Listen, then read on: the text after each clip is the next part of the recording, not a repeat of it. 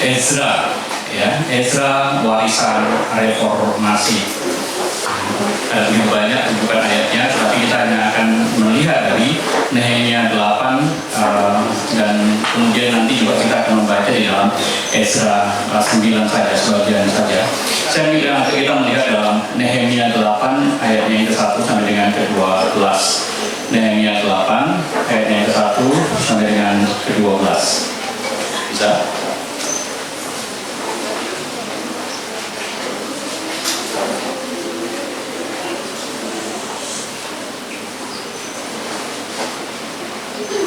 Bisa tanya?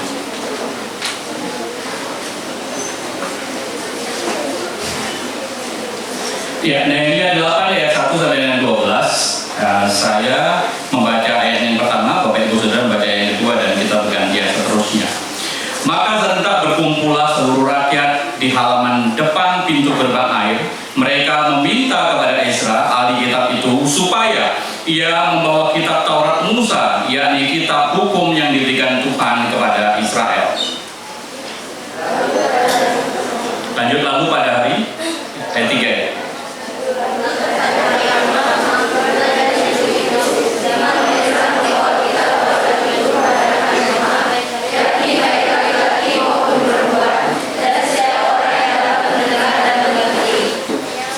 Ia membaca beberapa bagian daripada kitab itu di halaman di depan pintu gerbang air dari pagi sampai tengah hari, di hadapan laki-laki dan perempuan dan semua orang yang dapat mengerti. Dengan penuh perhatian, seluruh umat mendengarkan pembacaan kitab Taurat itu.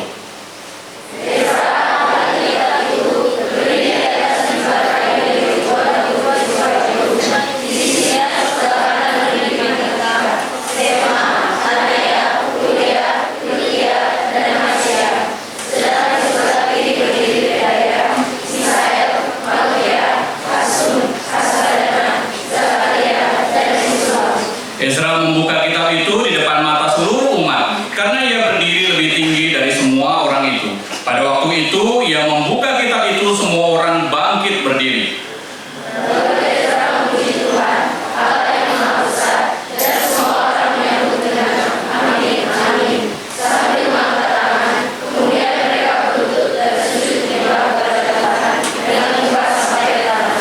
Juga Yesua, Bani Serebia, Yamin, Akub, Sebetai, Hodia, Maasya, Kelita, Asaria, Yosabat, Hanan, Pelaya, yang adalah orang-orang Lewi, mengajarkan Taurat itu kepada orang-orang itu, sementara orang-orang itu berdiri di tempatnya.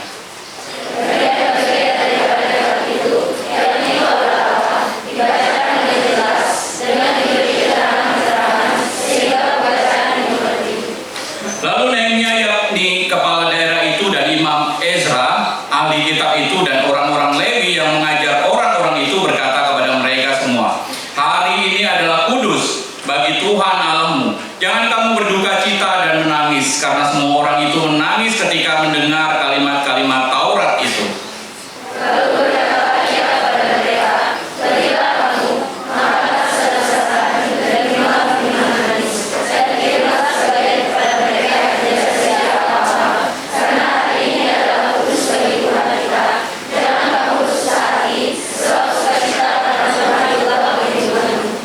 Juga orang-orang Lewi menyuruh semua orang itu supaya diam dengan kata-kata, tenanglah, hari ini adalah kudus, jangan kamu bersusah hati.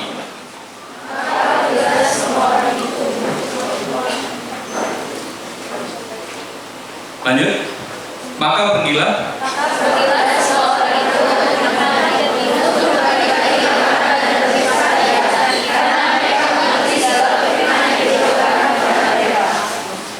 Ya, demikian jawab bacaan firman Tuhan. Berbahagialah kita yang boleh membaca, memahami, dan terlebih melakukan firman itu di dalam hidup kita hari lepasan. Baik, Ibu yang terkasih dalam Tuhan, anak yang terkasih dalam Tuhan, saya mengajak kita sebentar, sejenak bercermin, melihat, merefleksikan ke dalam diri kita.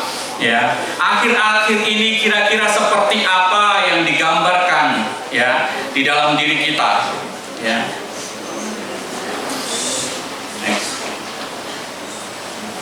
Apakah kita sibuk dengan program tetapi lupa pada sumber yang rohaninya? Apakah pelayanan kita ya pergi sana sini pelayanan, tetapi lupa dasar dan motivasi paling mendasar melayani itu sendiri apa? Apakah kita kemudian banyak baca buku rohani, tetapi lupa baca kitab suci? Apakah kita senang menonton video motivasi, tetapi lupa mencari kehendak Tuhan Sang Ilahi itu seperti apa? Apakah kita banyak mencari tontonan hiburan, tetapi mengesampingkan kebenaran? Kalau kemudian ya kita ada di dalam list itu, ya, maka kisah Ezra ini menjadi sangat relevan buat kita. Ya. Ezra mengundang kita untuk melakukan autokritik ke dalam diri kita. Ya. Meninjau ulang diri kita. Sebenarnya di mana sih ya letak pusat hidup kita berada itu? Saudara yang terkasih dalam Tuhan, sebenarnya krisis seperti ini bukan hanya menjadi milik gereja saat ini. Umat Tuhan, sejak dulu ya juga teramat sering mengalami. Mereka sibuk beribadah tanpa kehilangan ya arti dari ibadah itu seperti apa. Mereka sibuk membangun kembali bait suci ya. Ada upacara di sana, ada nyanyian di sana, ada persembahan di sana ya. Tetapi hati mereka kosong ya. Mereka tidak kembali kepada Tuhan yang disembah di bait Allah itu. Inilah yang terjadi kepada Israel setelah pembuangan. Mereka baru saja keluar dari masa kelam. Ya, mereka baru saja keluar. Ya. Dan kemudian diizinkan Tuhan ya membangun kembali tembok. Tetapi sayang, pondasi ya yang paling dasar itu tidak dibangun oleh mereka. Diizinkan membangun bait Allah, diizinkan beribadah di sana, tetapi dasar dari tembok kerohanian itu tidak dibangun oleh mereka. Nah, di titik inilah kemudian muncul seorang tokoh yang Tuhan pakai untuk membangunkan hati umat Tuhan era itu. Bukan dengan kekuatan, bukan dengan politik, bukan dengan kuasa, tetapi kalau kita lihat nanti itu dengan firman. Ezra namanya, sang reformator itu. Tetapi sebelum kita masuk ke sana, saya mengajak kita terlebih dahulu untuk melihat sebenarnya bagaimana sih latar belakangnya kok sampai seperti itu ya umat Israel.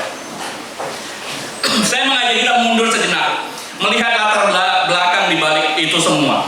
Ya. Bapak Ibu yang terkasih dalam Tuhan, ya. Israel pernah mengalami ada titik di masa yang sangat gelap. Bagaimana mereka melakukan dosa yang besar. Dosanya itu bukan dosa sekedar melakukan dosa, tapi bicara tentang akumulasi dosa. Ya. Dosa yang mengakar sejak nenek moyang mereka. Ya. Mereka beribadah, ya. Ya. Tetapi hati mereka jauh dari Tuhan. Mereka punya mezbah, ya, tapi mereka juga menyembah berhala, ya. Hidup mereka tidak kudus, ya. Karena itu Tuhan bertindak tegas kepada mereka. Dia menyerahkan umat itu kepada bangsa lain. Dia menyerahkan kepada pedang, penawanan, penjarahan, penghinaan, ya. Dan mereka terbuang di Babel, ya. Lihatlah ya, Yerusalem kota lambang kemuliaan itu gitu ya, lambang kemuliaan Tuhan, lambang pemeliharaan Tuhan, lambang kekuatan Tuhan itu kini menjadi puing-puing ya, hancur, dibakar, dirobohkan, musnah. Lihatlah umat pilihan Tuhan itu ya, yang dipilih secara khusus oleh Tuhan itu kini menjadi tawanan, jadi budak tidak berdaya, ya. Tidak berarti apa-apa.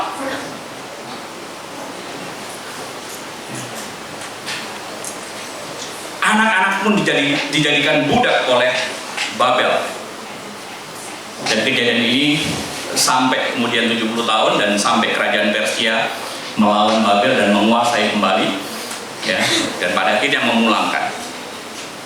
Bapak Ibu yang terkasih dalam Tuhan, kalau kita lihat pembuangan ke Babel itu bukanlah kebetulan sejarah, tetapi konsekuensi yang jelas, konsekuensi yang jelas dari pemberontakan rohani, ya, yang dilakukan oleh umat Tuhan.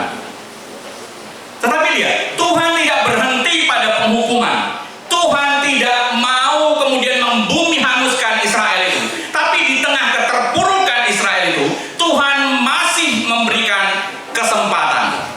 Ya. Di saat bangsa Israel berada pada titik paling gelap hidupnya, terbuang, terhina, kehilangan harapan, justru di sanalah Tuhan kemudian menampakkan, memunculkan harapan kembali kepada Israel. Next. Ya.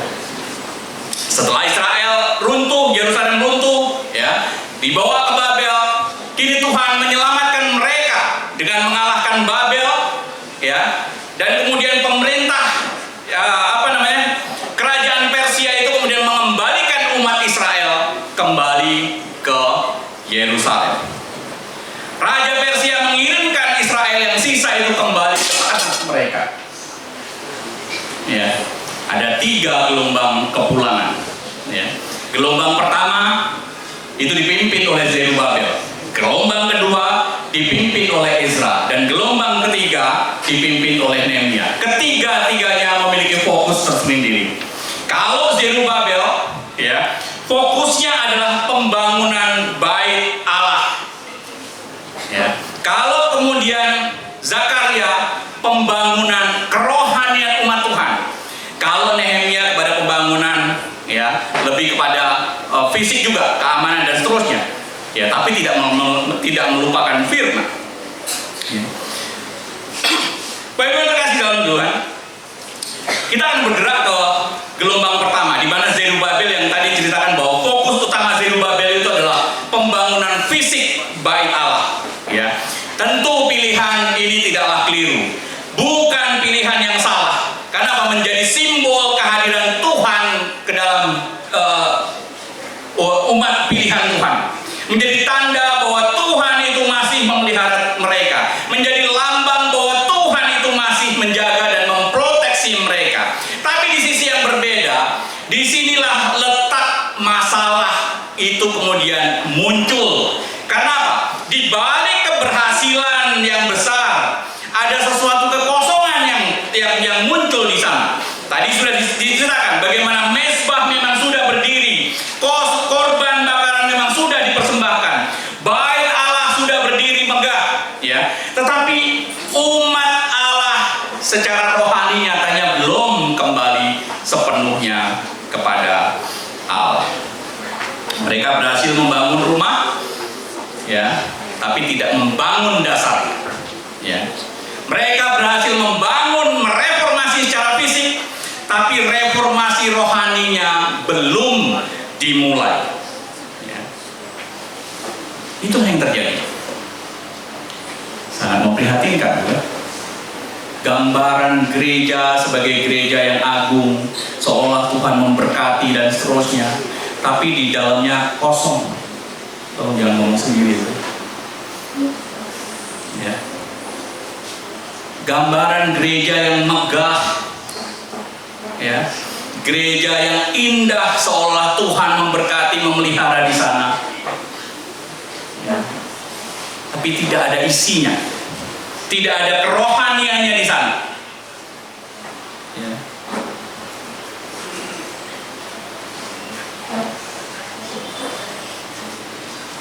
Membangun gereja tentu ada kebanggaan, ya. Apalagi kalau dilengkapi dengan multimedia yang baik, dilengkapi dengan fasilitas yang baik.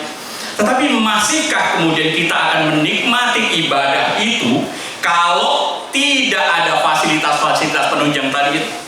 Tidak ada musik yang baik. Bisakah kita kemudian masih menyanyi dengan leluasa memuji Tuhan? Kalau tidak ada AC atau kipas angin, masihkah kita bisa menikmati hadirat Tuhan? masihkah kemudian ya kita bisa menikmati jalannya ibadah dengan baik? Apakah kita masih mau ke gereja? Apakah kita masih mau menyembah Tuhan di gereja kalau tidak ada itu semua? Inilah yang terjadi pada era masa itu. Bukankah seharusnya pujian kita ini tidak tergantung kepada musiknya? Bukankah penyembahan kita ini seharusnya tidak tergantung pada fasilitasnya? Bukankah yang utama itu adalah kerohanian kita, spiritualitas kita, kerohanian umat Tuhan yang dibangun di dalam ibadah itu, yang ditumbuhkan di sana, bukan sekedar fasilitas. Ini coba kita berefleksi kembali. Ya. Kalau kemudian kita sebagai pengurus gereja, apa yang akan kita bayangkan? Nah, pelayanan apa yang kita lakukan 5 tahun mendatang? Apakah perencanaannya bicara hanya sekedar fisik saja? Oh, kita akan rencana beli tanah di sana. Oh, kita akan membangun sebesar ini. Oh, kita akan mengisinya dengan ini. Atau kita punya planning, punya perencanaan, ya, tentang saya akan membangun manusianya, saya akan membangun kerohanian jemaatnya, saya akan membangun spiritualitas jemaatnya. Ya. Hati-hati. Di era Ezra ini sudah diingatkan, bukan soal fisiknya, bukan soal megahnya bangunannya, tapi isi di dalamnya. Ya. Karena nyatanya ya, pembangunan fisik di Yerusalem itu tidak serta-merta, tidak otomatis memulihkan umat Tuhan. Ya. Nyatanya umat masih saja kemudian ya tidak setia kepada Tuhan. Lihatlah dosa yang kemudian diperbuat oleh mereka, ya. Lihatlah seperti yang disampaikan para pemuka di Ezra 9 ayat 1 sampai 2 kepada Ezra, bagaimana gambaran dosa mereka. Saya akan bacakan untuk kita Ezra 9 ayat 1 sampai 5. Sesudah semuanya itu terlaksana, datanglah para pemuka mendekati aku. Aku berkata, orang-orang Lewi, orang-orang Israel awam, para imam dan orang-orang Lewi tidak memisahkan diri dari penduduk negeri dengan segala kekejiannya, yakni dari orang-orang Kanaan, orang Het, orang Feris, orang Yebus, orang Amon, orang Moab, orang Mesir, dan orang Amori. Karena mereka telah mengambil istri dari antara anak perempuan orang-orang itu untuk diri sendiri dan untuk anak-anak mereka, sehingga bercampurlah benih yang kudus dengan penduduk negeri. Bahkan para pemuka dan penguasalah yang lebih dahulu melakukan perbuatan tidak setia itu. Lihat, alih-alih mereka bertobat, alih-alih mereka bersyukur ya atas anugerah Tuhan itu, alih-alih mereka kembali mendekat kepada Tuhan karena sudah diberikan kesempatan, pasca mereka dikembalikan, pasca pembangunan bait Allah diizinkan terjadi, pasca simbol kehadiran Tuhan ditanamkan kembali, mereka berdosa lagi. Next.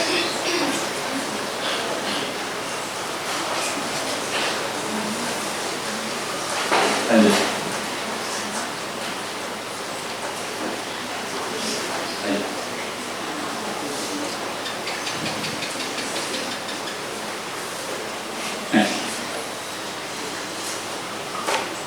Krisis itu berlanjut. Masalah identitas, masalah ketaatan mereka kawin campur dengan bangsa-bangsa yang lain. Ya. Ini bukan soal kawin campurnya, tapi dampak terhadap kawin campur terhadap eksklusivitas umat Tuhan tadi. Ya. Terhadap keberlangsungan umat Tuhan tadi. Pernikahan campur ya membawa benih yang tidak kudus bagi kehidupan orang yang percaya. Ya. Belum lagi keterlibatan para pemimpin yang justru menjadi pelopor untuk melakukan tindakan yang berdosa tadi. Kalau seperti ini sebenarnya ya percuma saja bait Allah atau mezbah itu berdiri kembali. Karena toh apa yang dilakukan tidak lebih daripada yang dilakukan sebelumnya. Bait Allah yang menjadi simbol kehadiran Tuhan, ya, menjadi simbol kemuliaan Tuhan, menjadi simbol penyertaan Tuhan, tidak kelihatan.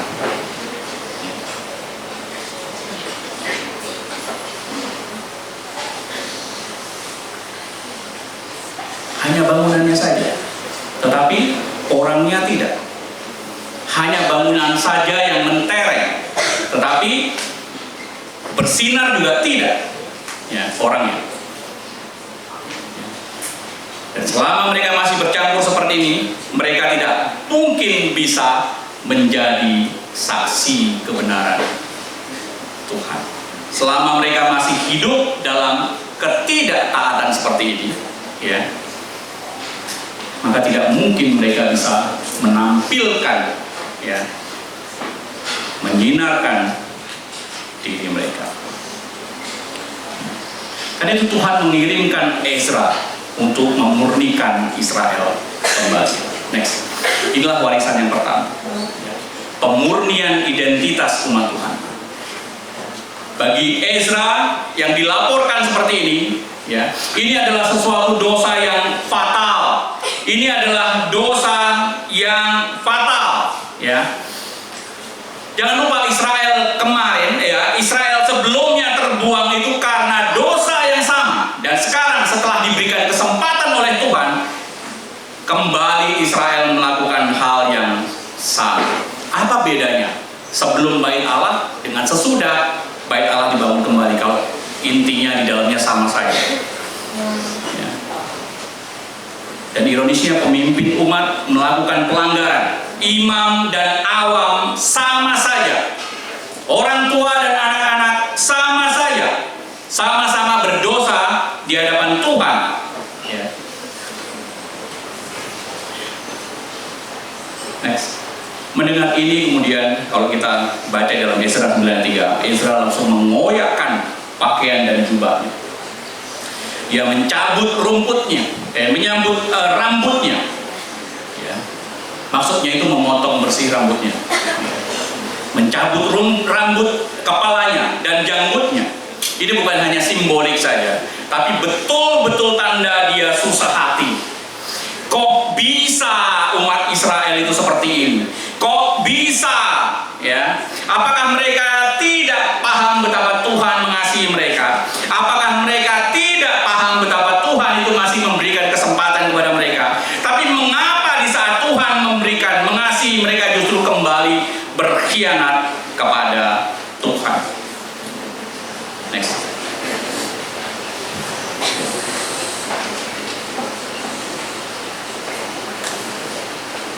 Dia mengaku, ya, dia mewakili umat, ya, mewakili bangsanya untuk meminta ampun kepada Tuhan, mewakili bangsanya meminta ampun dosa kepada Tuhan. Dia pertama-tama mengungkapkan rasa malunya di hadapan Tuhan. Ya Allahku, aku malu dan mendapat celah sehingga tidak berani menengadahkan mukaku kepadamu. Ya Allahku, karena dosa kami telah menumpuk mengatasi kepala kami, dan kesalahan kami telah membumbung ke langit. Di depan umat, Ezra mengakui bahwa kebenaran, kebijaksanaan Allah sebelumnya yang menghukum mereka karena kebebalan moyang mereka, karena kebebalan umatnya.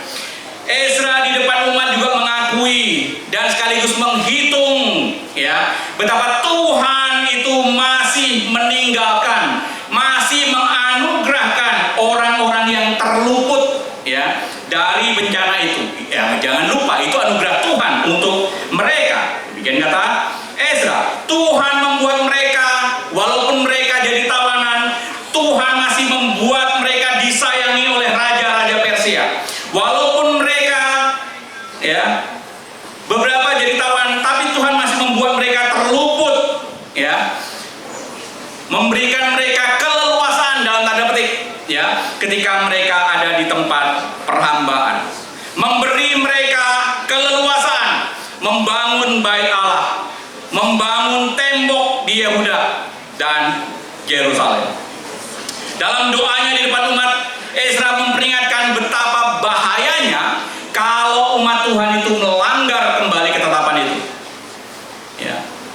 Kalau Tuhan sebelumnya masih memberikan kesempatan dengan menyisakan sedikit, nah sekarang kita melakukan lagi, mau dibantai semua kita. Ya. Tidakkah engkau akan murka kepada kami sampai kami habis binasa? Mau dibunuh semua kita. Maka tidak heran betapa Ezra itu kemudian ya sangat berduka di hadapan jemaat dan berduka di hadapan Tuhan. Inilah imam sejati. Imam yang benar-benar mewakili umatnya. Kalau umat berdosa bukan soal menunjuk, kamu salah, kamu keliru, bukan soal itu.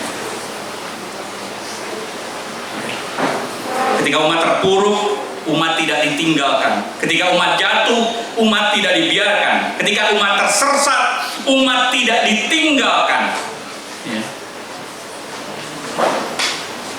Dan ini imam yang luar biasa.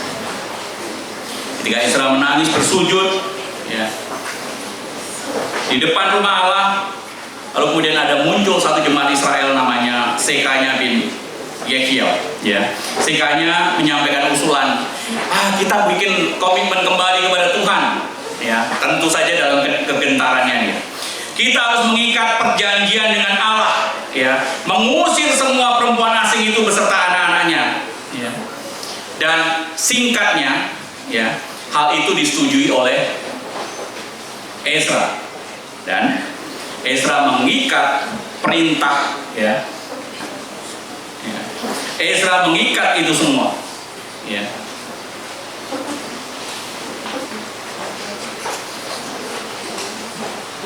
Ezra menegaskan, mengakulah engkau kepada Tuhan, buatlah pemisahan dan seterusnya. Dan respon jemaat menyanggupi hal ini. Bapak Ibu, ya, saya pikir bicara tentang pertobatan, ya, pemurnian, ya, tidak berhenti pada titik itu saja. Pemurnian tanpa pembaharuan komitmen, yaitu sia-sia saja, karena bicara penyesalan saja. Tetapi apa yang dilakukan umat Israel ini sesuatu yang luar biasa, ya. Mereka tidak berhenti kepada kesedihan, tapi membuat komitmen ulang kepada Tuhan bahwa mereka berjanji akan memperbaharui diri mereka, komitmen mereka dengan Tuhan. Mereka mengikat perjanjian kembali dengan Tuhan, akan setia kepada Tuhan. Next, tidak melakukan kawin campur, ya, akan menguduskan hari Sabat, ya, akan menjalankan ibadah di rumah Allah, ya. Mereka akan memberikan persembahan dan seterusnya, membayar perpuluhan dan seterusnya, ya. Intinya mereka menjalankan apa yang Tuhan mau dan Tuhan inginkan mereka lakukan. Itu yang pertama. Bapak Ibu, jemaat Tuhan yang kasih, ya, sebenarnya sangat memprihatinkan apa yang digambarkan oleh Ezra tadi, ya. Dosa jemaat yang dilakukan setelah diberikan kesempatan kembali. Itulah mengapa tidak cukup hanya berbicara tentang pembangunan fisik, ya, tapi juga diperlukan pembangunan manusia. Allah memanggil Ezra untuk melakukan pembaharuan dengan firman. Itu adalah warisan yang kedua. Next. Warisan kedua adalah mengembalikan firman itu sebagai pusat kehidupan. Banyak orang berpikir kalau pembaharuan rohani itu datang dari KKR besar, acara-acara besar, proyek besar, program besar, pelayanan besar. Bukan. Pembaharuan rohani itu datang dari firman. Sekali lagi, pembaharuan rohani itu datang dari firman. Reformasi yang sejati itu tidak dimulai, ya, dari mimbar, ya, KKR saja, ya. tapi dari firman yang dibacakan dan firman yang dinyatakan. Bukan hanya dari program-program pelayanan yang besar, program-program sosial yang besar, tapi dari firman yang dijelaskan, firman yang dinyatakan. Di tangan Ezra, ya, kitab yang lama dilupakan itu kini dibuka kembali, ya, dan firman yang dulu, ya, tidak dibacakan kini dibacakan kembali, dan Tuhan berbicara. Dan orang yang membaca tentu bukan orang yang sembarang, ya. Ezra melakukan itu semua. Ini tentu bukan hanya sekedar romantisme, membaca buku sejarah zaman dulu, bukan sekedar mengenang masa lalu, bukan sekedar belajar sejarah nenek moyangnya, bukan hanya bicara tentang mengembalikan, ya. Firman ini dilakukan dengan sangat serius. Kita lihat keseriusannya, ya, seperti apa, ya. Pertama, firman itu disampaikan orang yang memiliki otoritas dan kapabilitas, memiliki kekuasaan, ya, dan kemampuan, ya. Ezra itu memegang mandat dari Artasasta, ya, raja yang mengembalikan mereka ke kampung halamannya. Ezra memang dipersiapkan untuk tugas ini, ya. Jadi dari sisi legitimasi, ya, politik dia punya, tapi bukan itu. Dari bicara tentang pembenaran spiritual, ya, dia juga punya. Karena apa? Dia itu adalah imam yang sah, ya. Secara urutan keluarga dia adalah keturunan imam, keturunan Harun, ya. Secara kualifikasi, secara kapabilitas, secara kemampuan, dia punya kemampuan, ya. Karena dia adalah seorang ahli kitab, ya. Karena dia mahir dalam Taurat Musa, ya. Dan kemudian hal ini menegaskan bagaimana dia memiliki pemahaman yang mendalam tentang firman itu. Dia memiliki kemampuan untuk menafsirkannya, dan secara teknis dia tahu bagaimana menyampaikannya. Kenapa penegasan ini penting? Kenapa? Jangan sampai firman, ya, itu kemudian diabaikan dan tidak diterima oleh orang Israel. Siapa kok berani-berani membaca firman untuk kami? Ini seperti terjadi kepada Paulus. Paulus diremehkan keras olanya, dan karena itu sekaligus berita yang disampaikannya pada akhirnya diremehkan juga.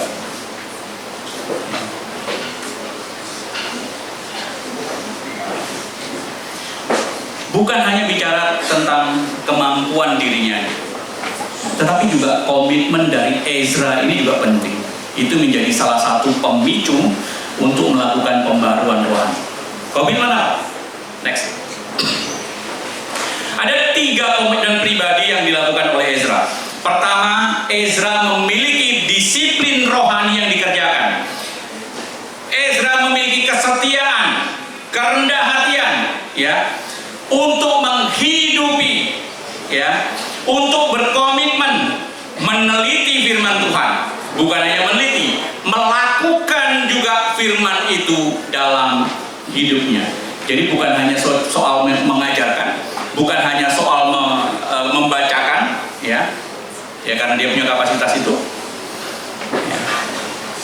Berapa literatur menyebutkan misalnya era itu, ya, tidak semua orang bisa membaca Alkitab dalam bahasa aslinya. Maksudnya tulisan-tulisan waktu itu hanya tulisan huruf yang mati saja. Misalnya SLMT, ya. Orang bisa menebak itu bukan selamat, tapi selimit juga bisa. Ya, selumut juga bisa misalnya. Bisa seperti itu. Nah, karena itu perlu orang yang pakar menegaskan, ini kata ini maksudnya apa? Ya. Maka yang dijelaskan dalam Alkitab tadi bukan hanya soal membacakannya, tapi juga memberikan keterangan-keterangan, menafsirkan apa yang kemudian dijelaskan. Bukan hanya meneliti Taurat, tapi juga memiliki komitmen melakukan Taurat itu. Bukan hanya berkomitmen Bapak Ibu terkasih dalam Tuhan, saya pikir perubahan itu hanya ilusi kalau kemudian kita ya tidak memulainya dari kesadaran diri. Pembaharuan rohani itu cuma mimpi kalau kemudian kita sebagai pemimpin, sebagai guru, sebagai gembala, sebagai majelis, sebagai imam ya, tidak memiliki komitmen untuk pembaharuan diri. Jangan harap jemaat mau memberi kalau pendetanya, kalau majelisnya sulit memberi. Jangan harap jemaat mau mendengarkan firman Tuhan kalau para pemimpinnya ya tidak menundukkan diri di hadapan Tuhan untuk mau mendengar firman Tuhan. Jangan berkhayal ya jemaat akan mengalami transformasi dan menganggap firman itu sebagai sebuah kebutuhan kalau para pelayannya tidak mau memiliki kedisiplinan untuk ya menundukkan diri di hadapan firman.